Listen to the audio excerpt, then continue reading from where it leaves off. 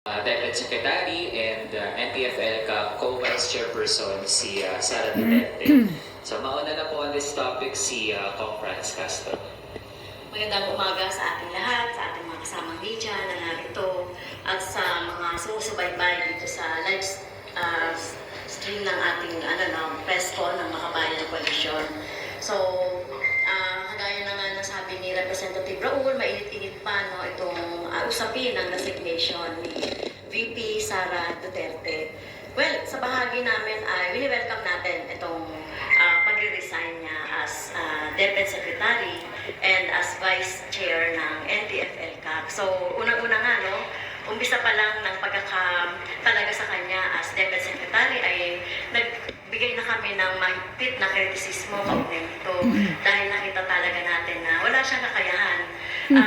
Walang kakayahan, Bakit? Ikaw may kakayahan ka sa mga rebilde? Sa 2 taon na panunungkulan niya as Deputy Secretary, ano nga ba yung legacy? Ano ba yung wala, Walang significant na nangyari kaugnay doon sa pag-resolve ng education crisis na binunga pa ito ng nakaraang mga administrasyon, binunga ng pandemya. Wala talaga. In terms of sinasabing yung kanyang pet na curriculum, itong matatag curriculum, well, we have not yet to see yung results nito. Last year lang naman to pinilot at sa 30 schools lang, 31 schools lang. So hindi pa natin nakikita talaga yung significant effect nito. Ano pa ba? In terms of as Vice Chair ng NTF-ELCA, nakita natin yung legacy niya, yung sa legacy niya pagiging red tagging. Pati ang mga representative ng Makabayan, yung mga oposisyon, yung mga leader ng iba't ibang mga progressive organization na nagpupuna ay na mga nare-rental. Example lang sa amin, yung pagtulong namin sa mga PUV jeepney drivers, talagang ni-rentag niya ito, as kampi daw kami ng terrorismo or ng whatever. Kaya talagang talagang sa akin inevitable din yung pag-resign niya kasi nakita naman natin yung opposing na mga posisyon niya with regards to the mga posisyon ng Marcos administration. Kung di man siya nag-oppose, tahimik lang siya. Katulad ng usapin ng WPS, di ba? Tahimik lang siya.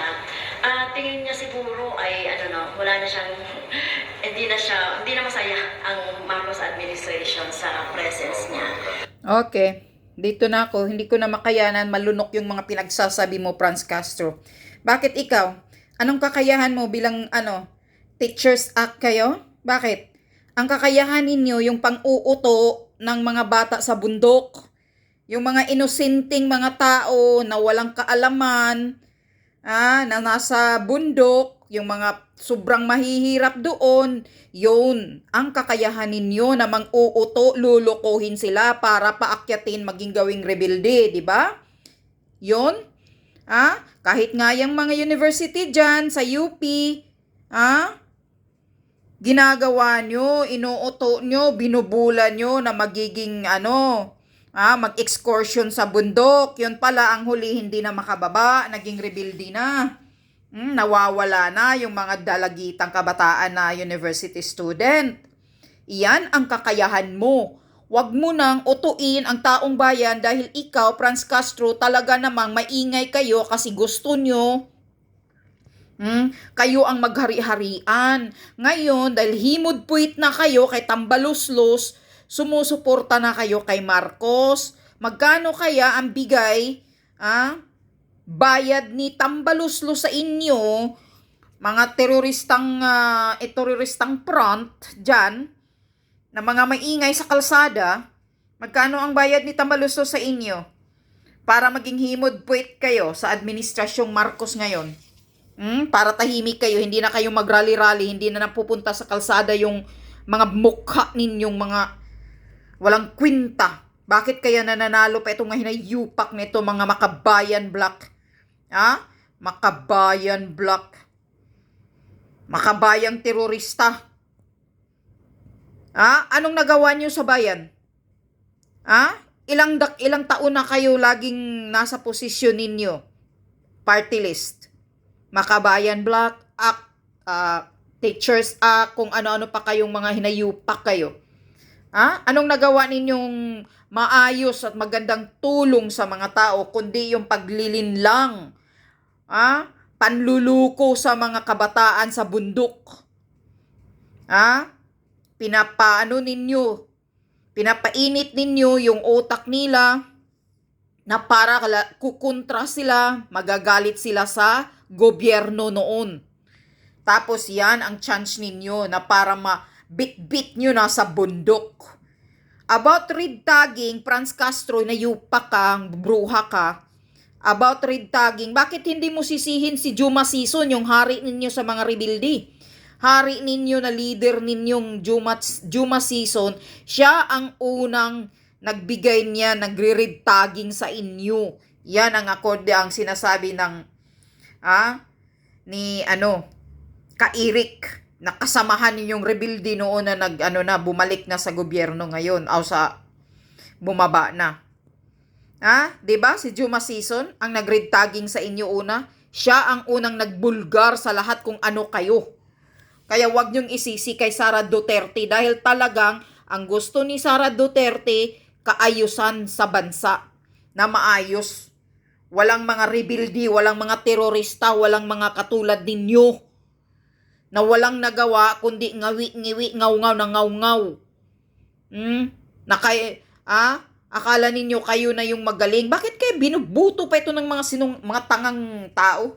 Mga katulad nitong Makabayan Block na wala namang nagawa.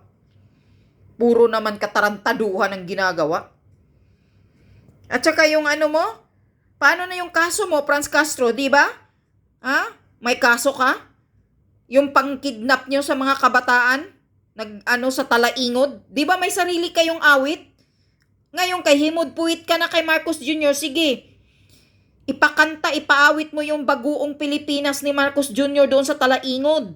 Doon sa mga bundok na mga nalilinlang ninyong mga kabataan. Yung mga rebelde, ibigay nyo yung baguong Pilipinas ni Marcos. Ipaawit nyo yan. Huwag kang gumawa ng sarili ninyong pambansang awit. Gumagawa kayo ng rebuilding awit ninyo doon sa bundok, di ba, Franz Castro? Ipaawit mo. Bitbitin mo yung baguong Pilipinas ni Marcos na hymn niya na walang gustong sumusunod. Dahil nga, labag sa batas. Kayo, lagi naman labag sa batas ang sinusunod ninyo. Bitbitin mo doon. Kasi kung mahimuhimod, tumbong ka na kay Marcos Jr. Langya kayo. Puro kayo ngaw-ngaw, wala naman kayong nagawa. Partilis. Ang nagawa ninyo, yung ilan na kayong mga kabataan ang namatay, na nililin lang ninyo, nire-recruit ninyo doon papunta sa bundok, nagiging rebelde, hindi na nakauwi. Nagmamalinis ang hinayupak, ang kapal ng mukha mo, at itong mga media din, bakit kaya i-cover ninyo itong mga ganitong Ang galing-galing talaga ninyo Pag itong mga party list na ganito, walang kakwinta-kwintang mga issue, ang bilis mag-cover ng mga mainstream media. Pero yung maisog rally, walang mainstream media na nag-cover. Walang mainstream media na doon. Puro mga vlogger lang. Dito mo talaga makikita na kontrolado ng Marcos administration ang mainstream media. Siyempre naman, sabi pa ni Maharlika, magkano kayang mga sinungal-ngal sa mga bunganga ng mga hinayupak ng mga bayarang mainstream media? At ikaw, Franz Castro, magkanong sinungal-ngal ni Tambaluslos sa inyo? Ilang bilyones? Para sirain si Sara Duterte. Ang akala mo ba nag-resign si Sara Duterte dahil weak siya? Mahina siya? Kapal ng mukha mo. Siyempre, mag-celebrate talaga kayo. Masaya talaga kayo na nag-resign si Sara Duterte. Pati sa NTF-ELCAC dahil nga nabubulabog ang mga kademonyuhan ninyo kay Sara Duterte. Kaya galit kayo.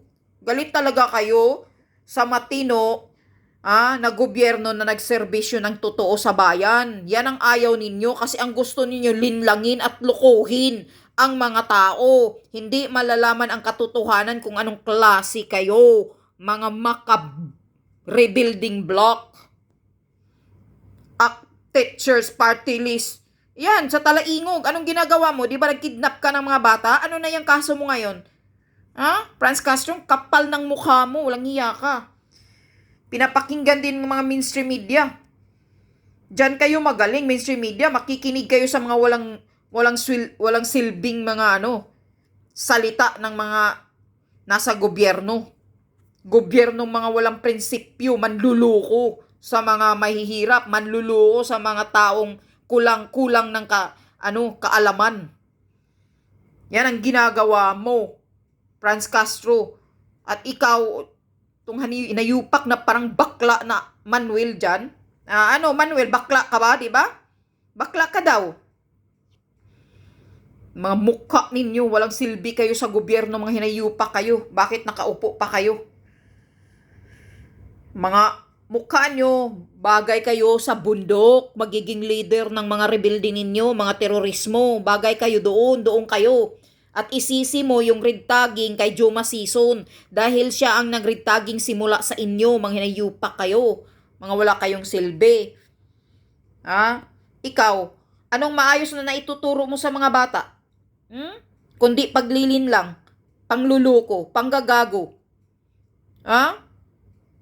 Tapos ang ending ng mga bata nasa bundok na.